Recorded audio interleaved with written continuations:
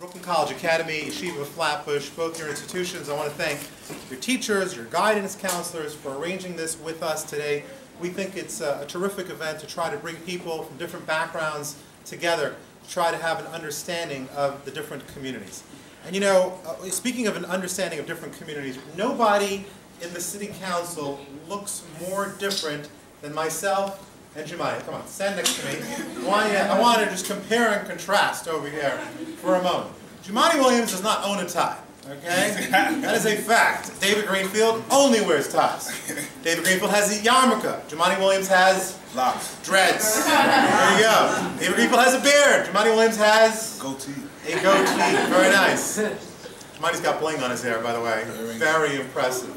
Very impressive. But Jemima and I are very good friends here in the City Council. We come from very different places, not just from the community and our background, but also politically. And where I am considered to be more of a moderate, Jemima is considered to be more of a liberal. Despite that fact, I will say that he's really one of my best friends in the City Council. And the reason is because we have a lot in common. And what is that? We want to get things done. We care about our communities, but we care about all the communities in New York City. And we know that, as the old Jewish saying goes, the time is short and the work is great. Everybody, what's up? Shalom Aleichem, Manishma. Hope everybody, I'm glad that everybody is actually here today. I ditto everything that the council member said.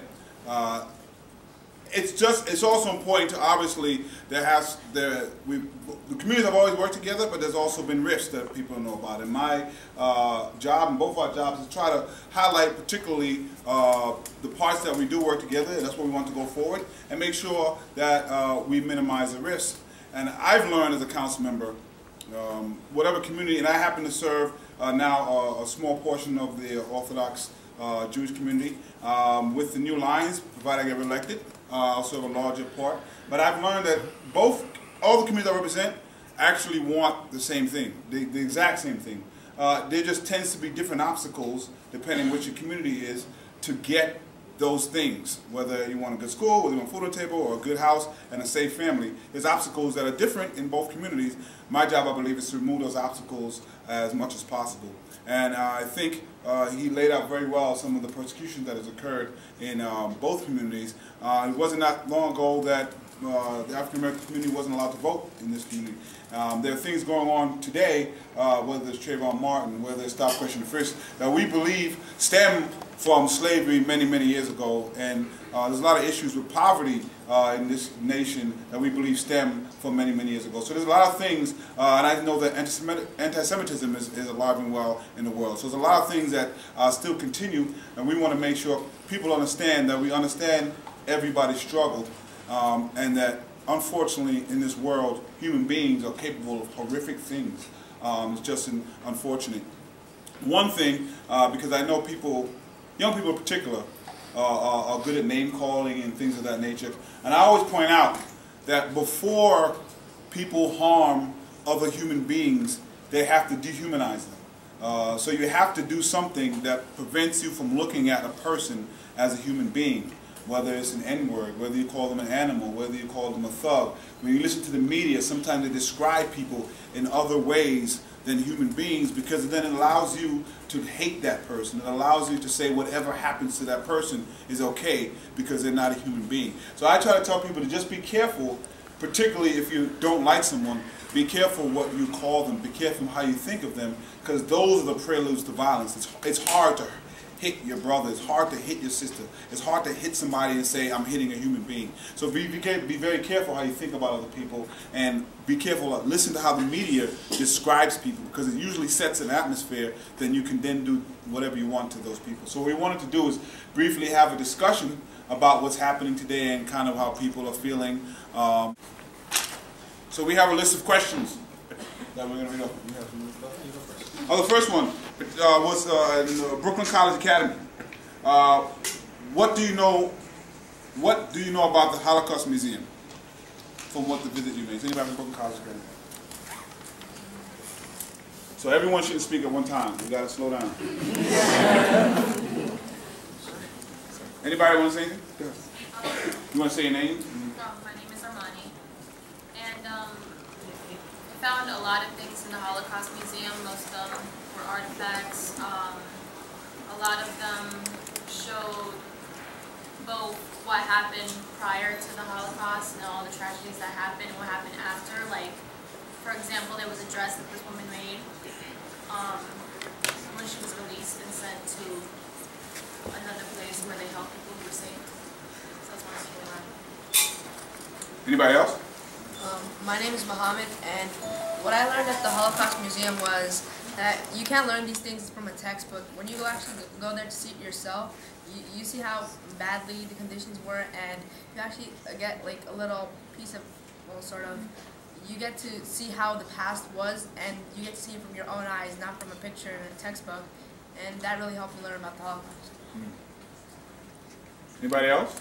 Before I got there, I knew the situation was really bad, but when I got there and I got to actually read people's situations and stuff like that, it kind of opened my eyes a little bit more because it made me a little bit scared than I was before.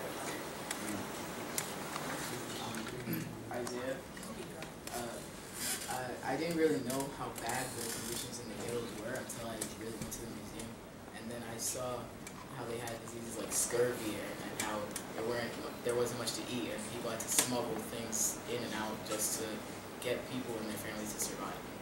So this is our question for the Yeshiva of Flatbush kids.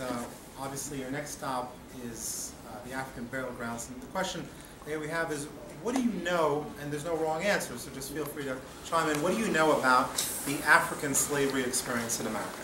What do you know now? And obviously we're hoping that by the time you're done with the day you'll know more. What do you know now? I'm not looking at you, don't worry. So, we're looking at you, actually. What do you know now about the African, yes, in the Jewish community we put people on the spot. It's an accepted tactic. What's your name? Jonathan. Jonathan, what do you know about the African slavery experience in America? They were labored to like build buildings and build some like places. And that's all I know now. But This is why we enjoy putting them on the spot. That's good.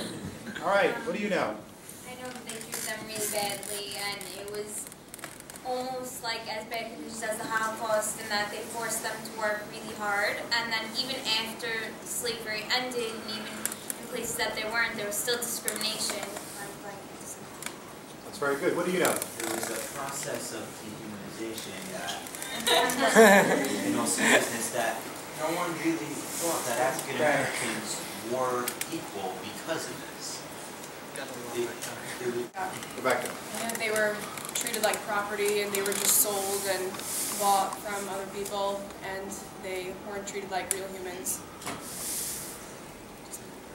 That's your name? Elia. They were segregated, they weren't allowed in certain areas, different schools. Yes, thank you. Well, they were discriminated for the same reason.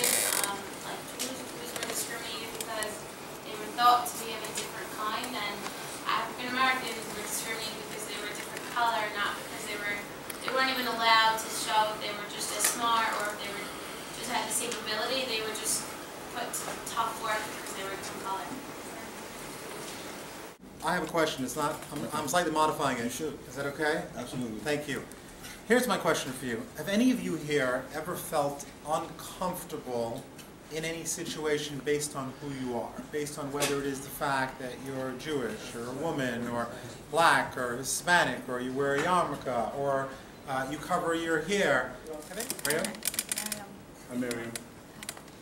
Last year, a boy came to me and he thought it was a joke to tell me that if I celebrate 9/11 or not. You celebrate what? I'm sorry? 9/11 or not. Wow. Yeah, I felt. How did you react to that? I was just quiet. I was shocked that he said that. She said, for those of you who didn't hear, that last year a boy came over to her and asked her if she celebrates 9/11 as a holiday. Wow. That's, who else? Yes? I know that when me and my family would walk on the high holidays, especially like Jewish holidays like Yom Kippur, we would walk with like dressed very like modestly with our skirts and like yarmulkes, and we were walking to the synagogue, and many people on the street would look at us as if we're crazy, and it was just very, it hurt us in a way. Sure. I went to this, you know how they have little stores at the subways? Yeah.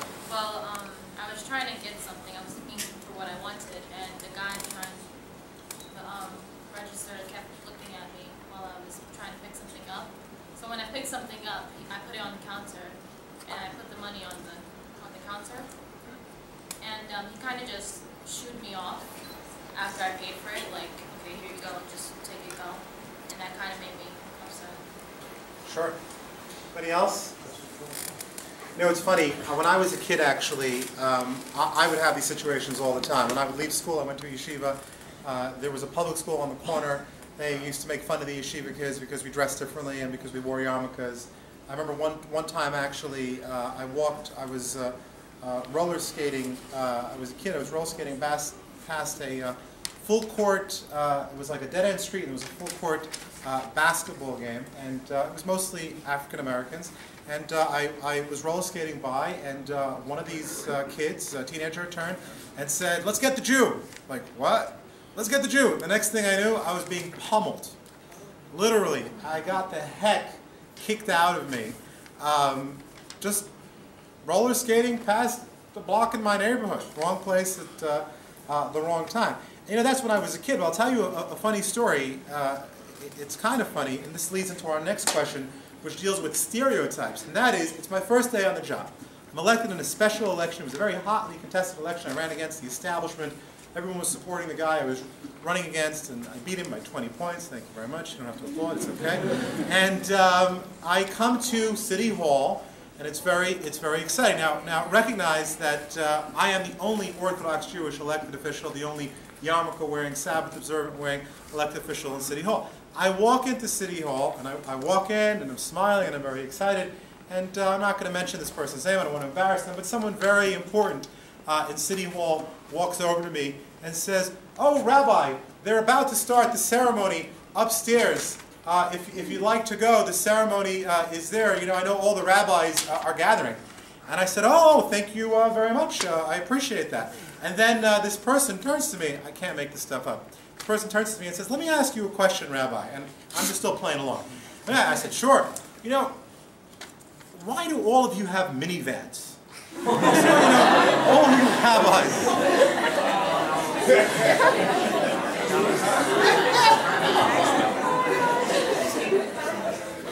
Why do all of you have minivans?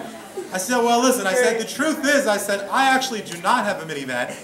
But the truth is, the reason that so many rabbis have minivans is because we have lots of kids, and you got to fit them all in one van. Otherwise, it's a very small, small car."